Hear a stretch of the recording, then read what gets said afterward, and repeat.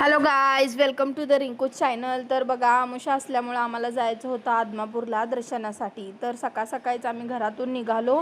लवकरच दर्शन झालं आमचं आणि आम्ही दर्शन घेऊन बाहेर पडलो मंदिराच्या. तर खूप ऊन होतं, त्याच्यामुळं स्कार्फ वगैरे बांधून पूर्ण पॅक होऊन आम्ही निघालो हायवेवरून घराकडे येण्यासाठी.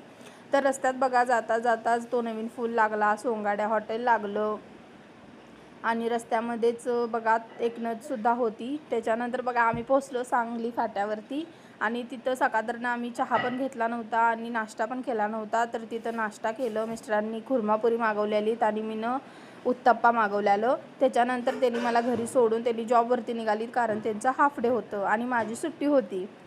तर सुट्टीच्या दिवशी काय तर स्पेशल करायचं म्हणून चॉकलेट फ्लेवरचा टी केक करायला घेतला.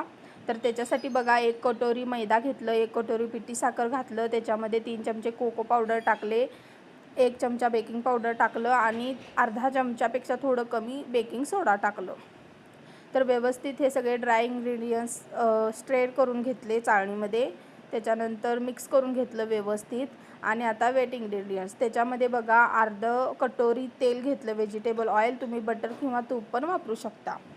आणि एक अर्धा लिटर एक मापपर्यंत दही घेतलेलं, कारण वेज केक होता हा, अंडी घातलं नव्हतं. जर तुम्हाला नॉनव्हेज चालत असेल तर तुम्ही ह्याच्यामध्ये 2 अंडी घालू शकता, एग व्हाईट. तर हे सुद्धा सर्व व्यवस्थित मॅश करून घेतलं, मिक्स करून घेतलं आणि चॉकलेट कट करून घेतलेले डार्क चॉकलेट टाकलं त्याच्यामध्ये, एक 2-3 चमचे. आणि हे सगळं केकच्या टीनमध्ये पोर करून घेतलं बॅटर आणि त्याच्यानंतर टॅप करून व्यवस्थित सेट करून घेतलं.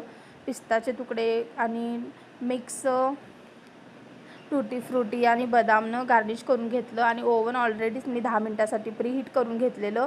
त्याच्यानंतर केक बेक होण्यासाठी ठेवून दिलं 40 मिनटासाठी.